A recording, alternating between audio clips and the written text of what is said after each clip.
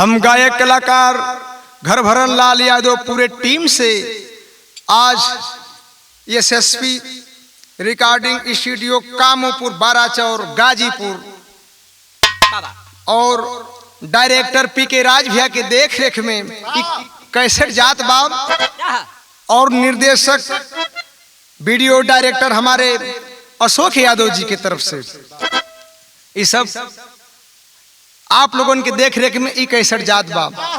बिरहा का शीर्षक हमारे रावण द्वारा कौशल्या हरण भूमिका में भाव लगल।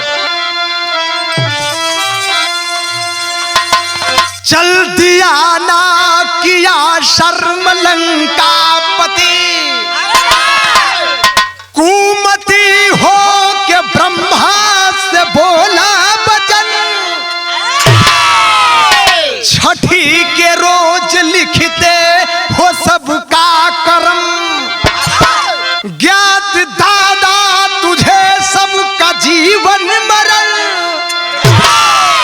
जब जन्म है मेरा तो मरण सत्य है, कौन मारेगा मुझको बता दीजिए, झूठ मत बोलिए भेद को खोलिए, मौत से मेरे पर्दा हटा दीजिए।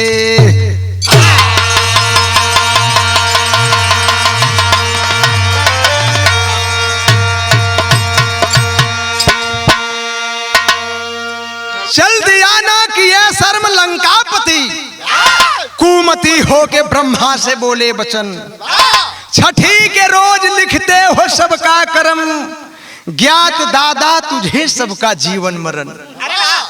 लंकापति रावण ब्रह्मलोक में जाए के ब्रह्मा जी से कलन की, तू हमार दादा हुआ हम तुहार पनाती है, ये बताई पूरे सृष्टि का आप रचयिता हुआ, सबकर जीवन मरण लिखेला, हमरो लिखबा, हमरो कोई के हाथे जीवन मरण लिखले हुआ, हम के करे हाथे मुअब। ब्रह्मा जी से रावण जी कहलन के करे हाथे हमार मऊआ धरती पर लिखला, कहलन कि ए आपका सवाल उचित नहीं है रावण, समय आने पर सब कुछ मालूम हो जाएगा, लेकिन हठियाल होन तो आगे भयल का बिरहा में कलिन कौवाली का अंदाज है।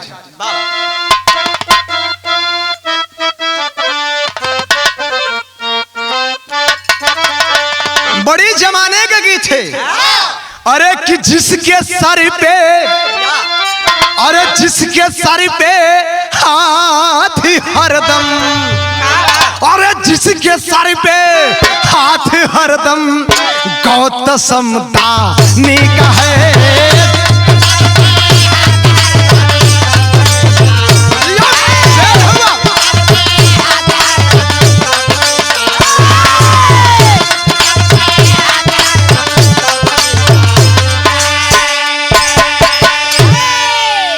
जिसके सर पे हाथ हरदम, अरे गौतम दानी का है, अरे जिंदगी का क्या भरोसा, जिंदगी का क्या भरोसा, बुलबुला पानी का है जिंदगी।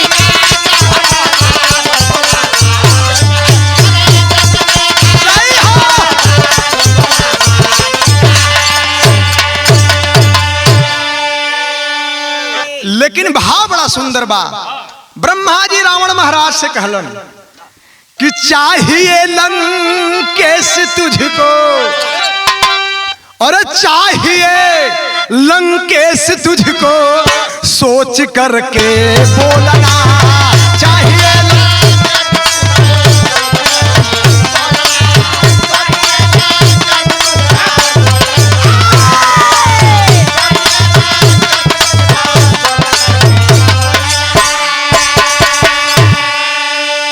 चाहिए लंकेश तुझको, अरे सोच करके बोलना, और वक्त से पहले उचित नाम, वक्त से पहले उचित नाम, भेद को है खोलना, वक्त से पहले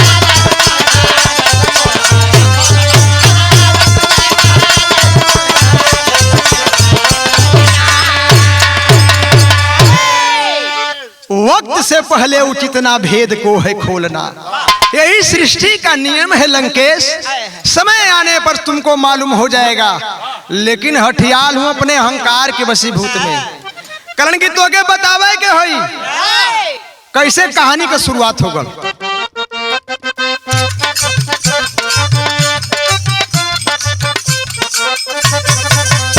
ब्रह्मा जी कहत हुन, कहे ब्रह्मा की दशानन गलत सवाल तेरा, विधान में लिखा कैसे बताऊं हाल तेरा।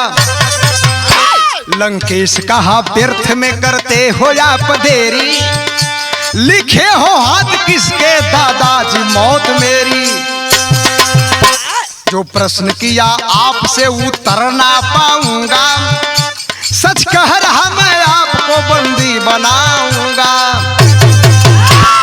जवन को थई उतने भर बतावा नहीं तो जगह बंदी बना के लंका नगरी में ले चलब, अंधेर कोठरी में बांध के रखब, तो के बतावे को होई।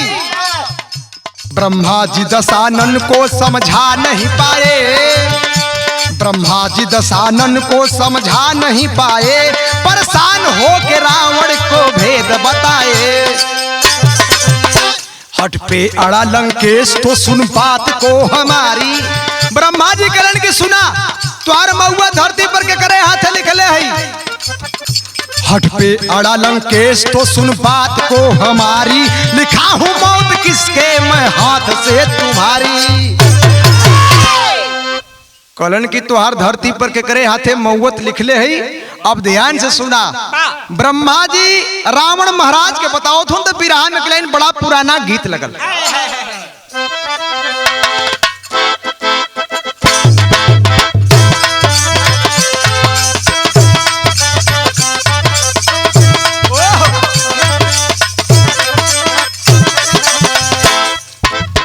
गीतू है बाप। फिल्म का नाम है राजा रंग। हीरो अपने हीरोइन से कहला, ओ फिर की वाली तू कल फिर आना, फिर लौट के ना जाना, तू अपनी जुबान से तेरे कहना होंगे जरा बेईमान से। ओ फिर की वाली तू कल फिर आना, फिर तू अपनी जुबान से तेरे कहना होंगे जरा बेईमान से। ओ फिर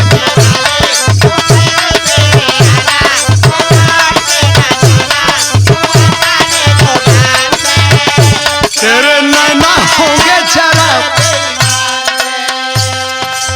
लेकिन ब्रह्मा जी बताओ थो के करे हाथे तुहार धरती पर मौत लिखली कि बोले ब्रह्मा अवध की राजधानी है आजा भूप ज्ञानी, छोटा सा परिवार है कि एक ही बेटा उनका दशरथ कुमार है। बोले ब्रह्मा अवध है आजा भूप छोटा सा परिवार, एक ही बेटा उनका।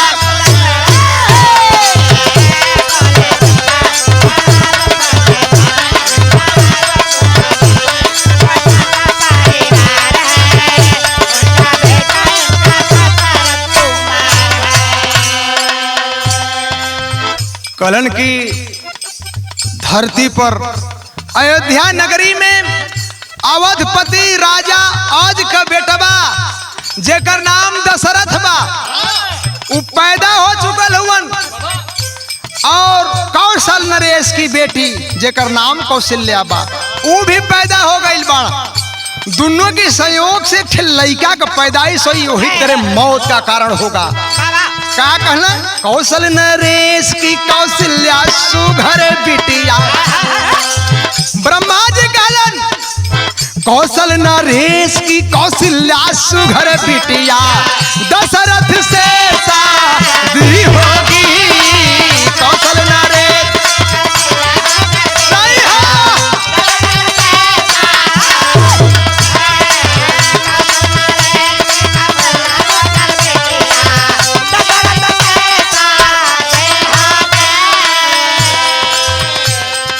उसी हाथ से मौत तुम्हारी, सुन ले बात हमारी, सारी बातें सुन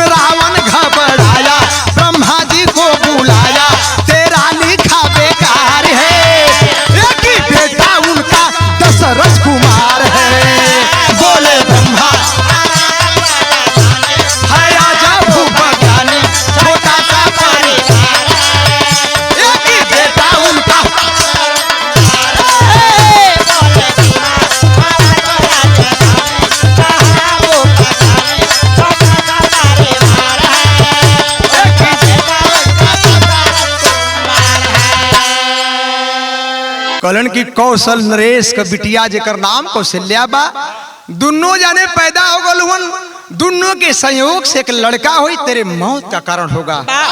लगला हंसा, कहला कि बस बस बस बस पूरा कर दे, बंद कराया बाप को, हो गयल। रही बास न बाजी बांसुरी, चलो थे दोनों के मुआई और तुम्हारे विधान के टाल दे। कैसे कहलन, टेरी में भाव लगल।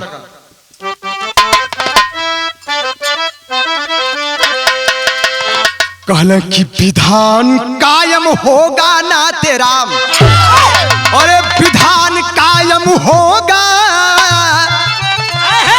हो विधान कायम होगा ना तेरा, अरे दशरथ सात कौशल्या का मैं लूंगा जान, अरे हाँ जान, अरे हाँ जान। तो टालन को विधि लेख दसानन,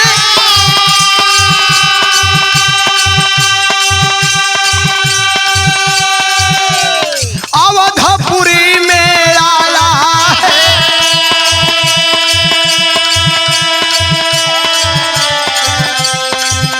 और ठीक खोजता दशरथ को,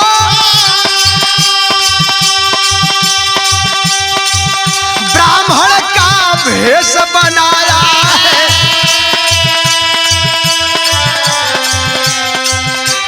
डोल गया हर गली गली,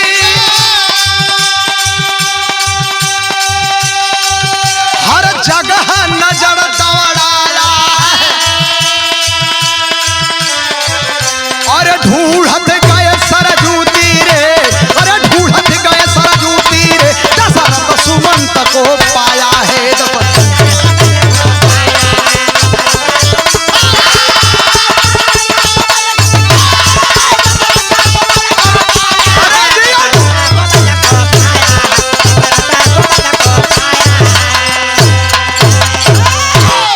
कहलन की बस ओई जगह से अपन ब्रह्मलोक से ब्रह्मा जी अपन धरती पर अइलन, आ धरती पर अइला पर अवध नगरी में प्रवेश कैलन।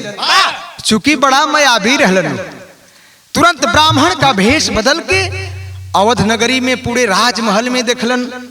कहीं रावण महाराज देखत हुन ब्राह्मण के भेष में, लेकिन कहीं दशरथ जी लौकते ला हुन। अपने माया शक्ति द्वारा जब देखलन तो वही अयोध्या में सरजू नदी के तीरे आ दशरथ सुमंत जी दोनों जने बैठ के वही किछार पर मजा लुटत हुन। कहलन कि बड़ा निछ होंगे दोनों भेटैलन, आ ऐसा मौका ना मिली। ब्राह्मण के भेष में जाके वहां फिर भेष बदल देहलन, भेष माझी के बनौने यानी मल्लाह का। सुंदर नौका बनाए और बनौला के बाद लगल खेवा, वही में खेवत हुन तो देखलन माझी के दोनों दोस्त दशरथ और सुमंत जी, तो मन एकदम लहरा लगल कि हम ओनो नौका विहार के ले जा, नैया पर मजा ले लेहल जा। तो बिरहा में तज लगिल मास्टर।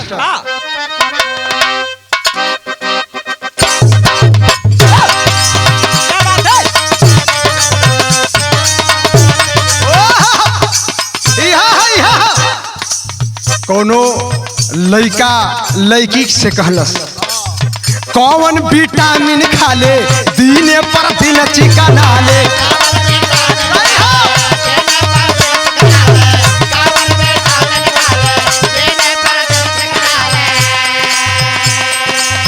कौन विटामिन खा ले दीने पर दिन चिकन आले, क्यों कर कमर हकी तरजुई का पाला डोला धीरे धीरे, कभी ऊपर जाला कभी जाला खाला डोला धीरे धीरे,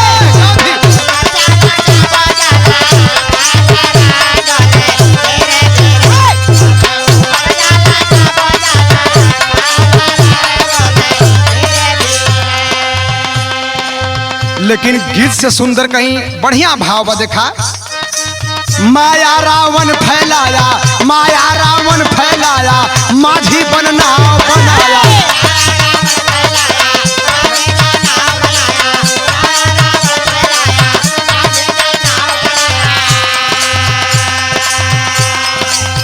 तो बैठल नाव पर अकेले लूटे लहरा खेव खेवा धीरे धीरे कबो तीरे जाला कबो जाला बाहर खेवा धीरे धीरे कबो तीरे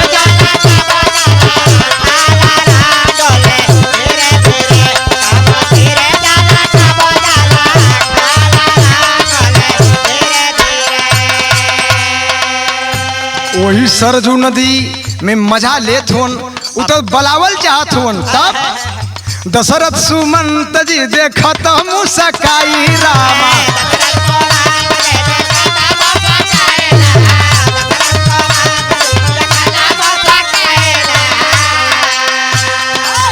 नौका बिहार वाली भवना सवाई रामा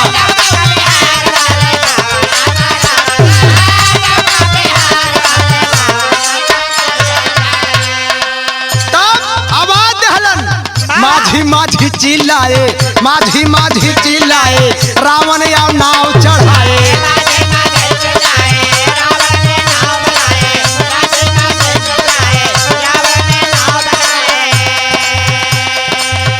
जाके बीच भंवर में नैया गोता बावरा हो खेवा धीरे धीरे कभो बाहर जाला कभो जाला बाहर कभो तीरे जाला कभो जाला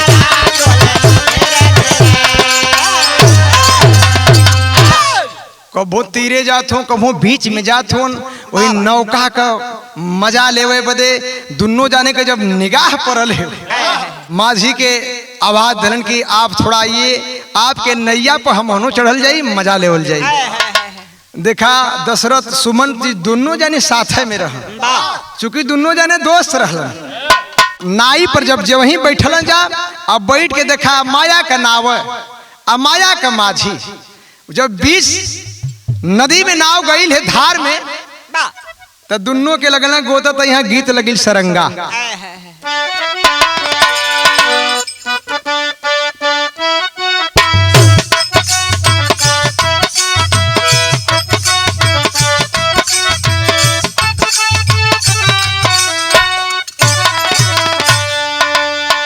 कहली की ए बंदर कूद जा जमुनावा में कूद जा जमुनावा में मन लाना बतिया है महाराज लेकिन माया हटाया सारा बीजे सरजू के धारा बीजे सरजू के धारा दशरथ सुमंता भयन चार दोनों डूबन लागे जल में बहन लागे जल में बहन हंसता दासानन भय फरार दोनों जाने के वही बीच नदी में गोद के माया का चीज बा और राजकुमार दोनों जाने बाना चूंकि कभो पौड़े ना आवत नदी में तैरे उतर नहीं खे और दोनों जाने लगलन बहाए हसत अपन वहां ले फरार भइलन तब दब्बारे मालिक देखा गजब विधि का विधान है बहते दोनों जलधारा मिलल टीला हो सहारा मिलल टीला हो सहारा जीवन के मिलल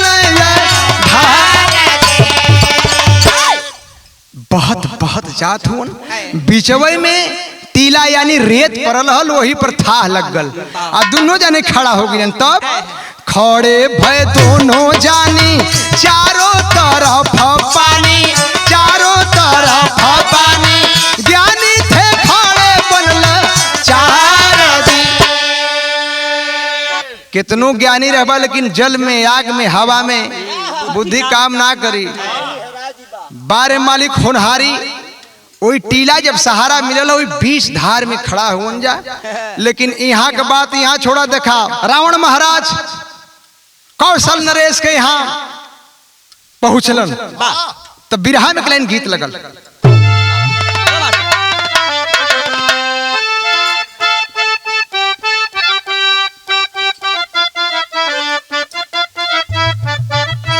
गीत है हो कि ये कर रहनिया देख के अरे ये कर रहनिया देख के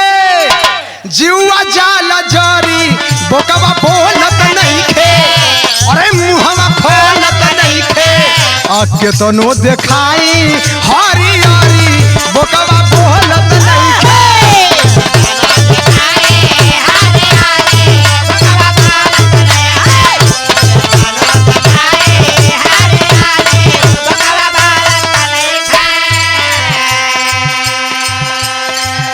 लेकिन भाव हो सोचला दशानन देहली, सोचला दशानन देहली, दशरथ के मारी काम कैली भारी, ओ काम कैली भारी, अविधि का मिटाला हो नहारी काम कैली भारी।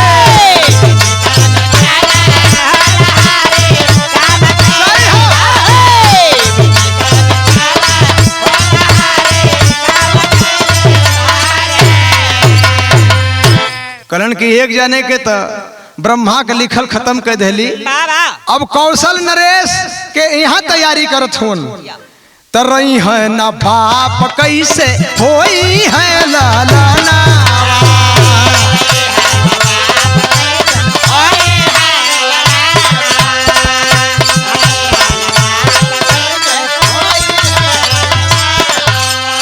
अरे अब नहीं होई कबहू हमरो मरानावा।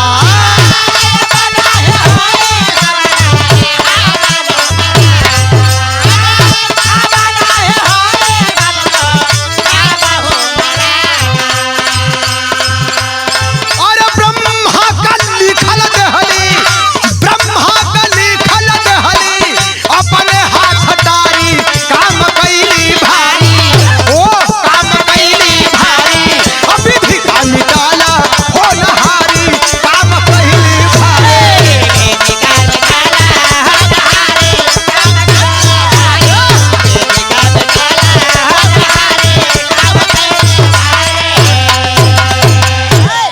कहलन की न बाप रही न बेटवा पैदा होई। एक जाने के तो मुआई दहली पानी में एक जानी बच्चल हुन आ एक जाने बचल हई आ उनकर तैयारी कर जात है। अब रावण महाराज मारे अहंकार में होके आ कौशल नरेश राजा के यहाँ जब पहुंचलन रात में तो भैल का बिरहा में तर्ज लग गई। चलो आगे।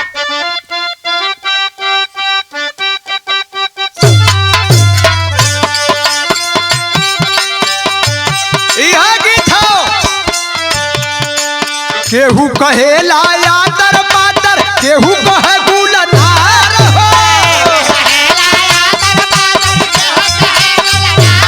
सही है।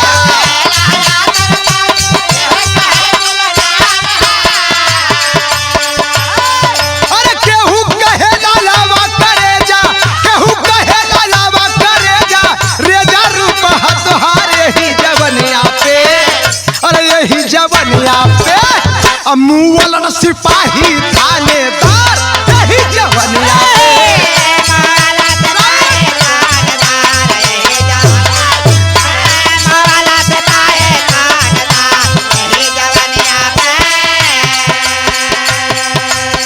लेकिन भाव बड़ा सुंदर हो चला बिचारी रामन या नारी विधि का मिटल विधान हो।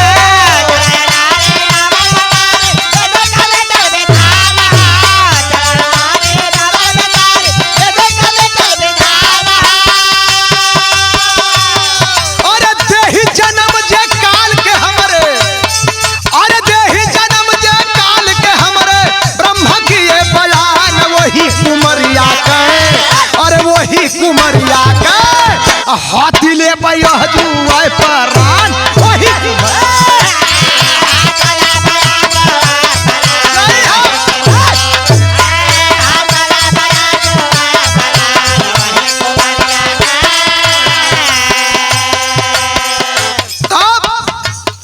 और राती के भेला चल भई अकेला कौशलपुरी में आहिल बा।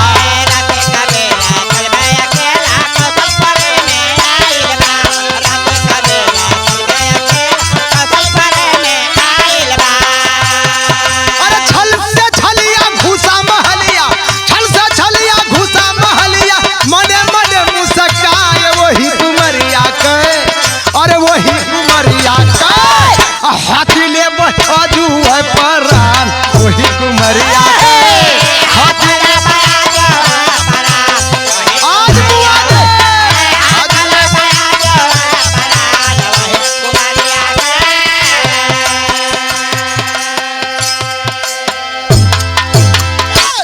कौशल्या राजमहल में सोई थी अपने कक्ष में बाबू। रात का समय छोटा सा रूप पकड़ के रावण महाराज माया का भेष बनाए के अजाय के कौशल्या जी का हरण कैले हलन, उठा के लेके राजमहल से आधी रात के चल देलन। अइलन कहा कौशल्या वही में सुतल हैं, उनके पकड़ के हरण कह के लेके अइलन तो पहपट में भाव लगल।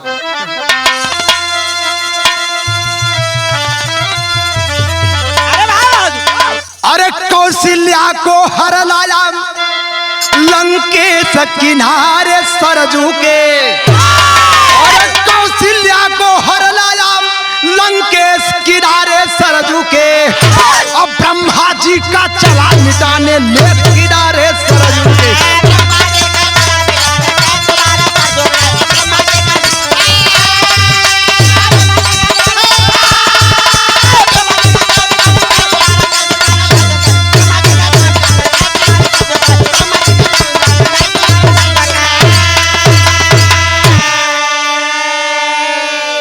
लकड़ी के पेटी में कौशल्या को दिया सुलाई हो, आवाज देकर लगा बुलाने भारी मत से आई हो। अरे रख लो पेटी होंगे उदय दिनेश किनारे सरजू के, और लौटाना जब होंगे उदय दिनेश किनारे सरजू के।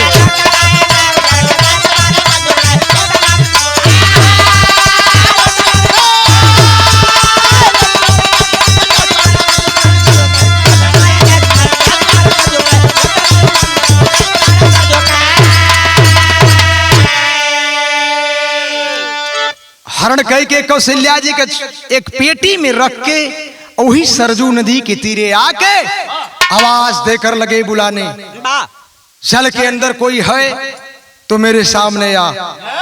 राघव मछली लंका पति रावण का जब आवाज सुन ली हन, जल से बाहर एलिन कहने की आदेश हो प्रभु, का बात बा? कहे कि इस अमानत को रख लो, सुबह होई जब हम आई तो हमके दे दिया। पेटिया के बाबू हो राघव मछली रख ले और रख के अंदर जल में जब चल गई तब भयल का देखा आल्हा में भाव लगल।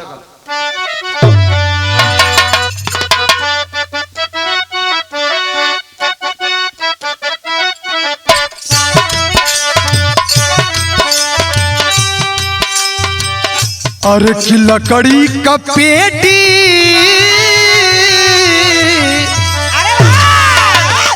कि लकड़ी का पेटी घोटी अब मस्त चली भैली हो भैया। अरे चलल दसानन खुशी लंकावा मधा,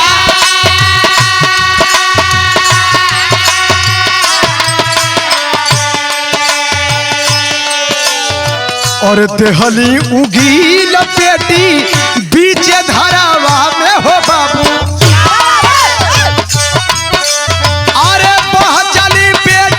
वही गंगा जी के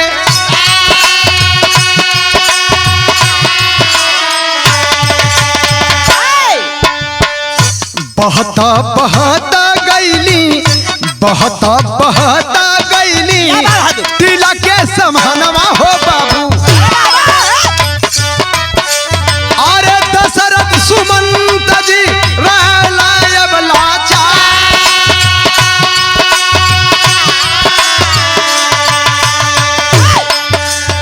और धन बाप विधाता के भी धन दुनिया में हो पंचो। अरे बेटी के सहारे दोनों अइलन हो की ना,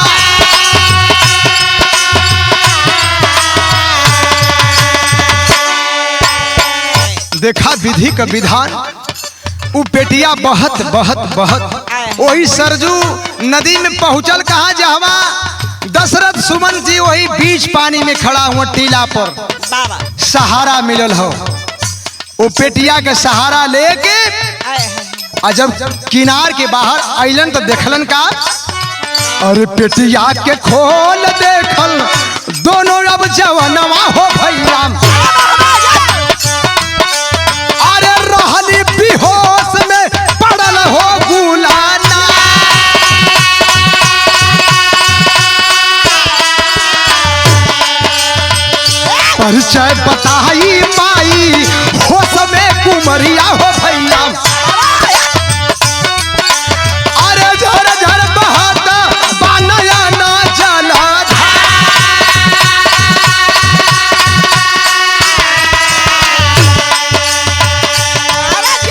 अरे रावण अत्याचारी मोरा कैले हरनवा भैया,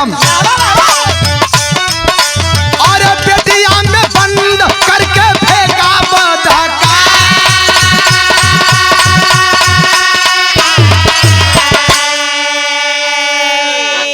पेटिया बह के जब गई लो, पेटिया के सहारे दोनों जाने किनार से जब बाहर अलन, रेत पर खड़ा भइलन दशरथ सुमंत जी हो बाबू।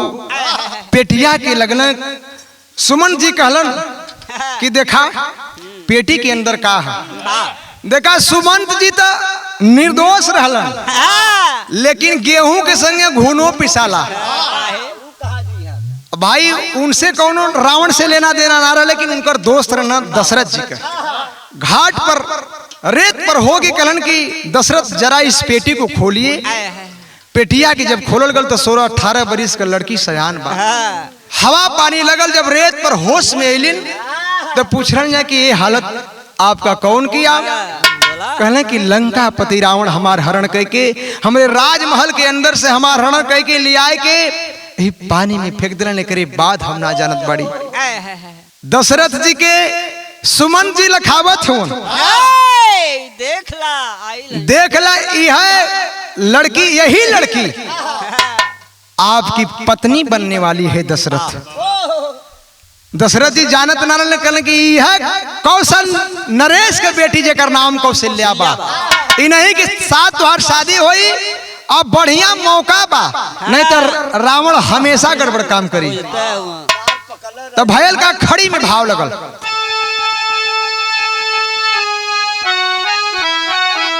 और समझाए कौशल्या को सुमंत वही घड़ी, और यही दशरथ के साथ होई शादी तोहार।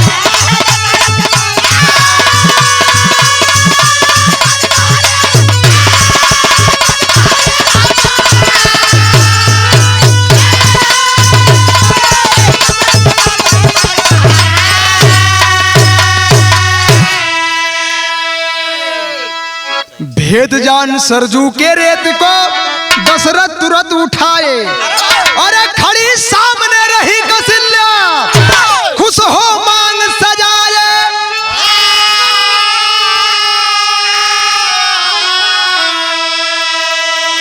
संग आईनी सुहागिन बनी अवध के नगरी, और यही दशरथ के साथ होई शादी तोहार।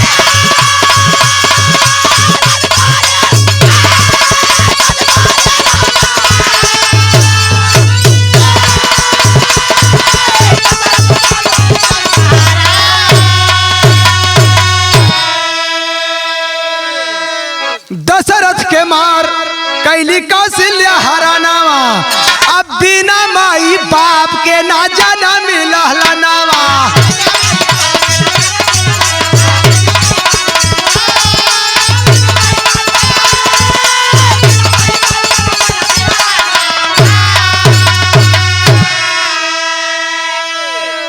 व्यर्थ होके हाथे लिखला मौत हमारी, यही दशरथ के साथ होई शादी तोहरी।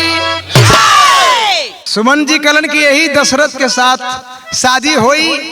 कौशल्या सामने खड़ी रहलिन, रेत के सिंदूर बनाए के सुमन जी ओजगस सिंदूर दान करा देलन। दान कैला के बाद इतनहू जाने अवधपुरी में अलन। जब हर लंकापति रावण के मालूम हल तो भैलन का ब्रह्मा जी से बोले लंकेश बन मतवाला हो, आ खोल के पेटी लगा दिखाने रही न उसमें बाला हो। जाए के ब्रह्मा जी के समनमा कले कि पूरा सबूत के साथ आल, एक जने के मुआई देली, आई पेटिया में एक जने के मुआई के लेके आली। देखला तोरे विधान के हम टार देली। तो शर्माया दशानन आई नहीं सोचत बखारी, और यही दशरथ के साथ होई शादी तोहर।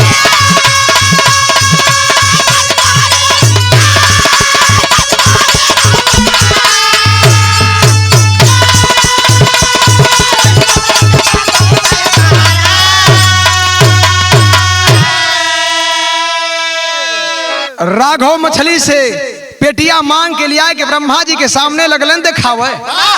कहलन कि देखिए मैं हम साबूत ले के आल है, लेकिन जब पेटी खोल गल तो मैं कुछ ना बा। यही से बताओ जला बिरहा से सिद्ध होत बा कि जो इस दुनिया में विधि का विधान है कभी टल नहीं सकता। आखिरी बंद में कहत विधि लेख ना टले कभी जन्नत गए रमन बिहारी।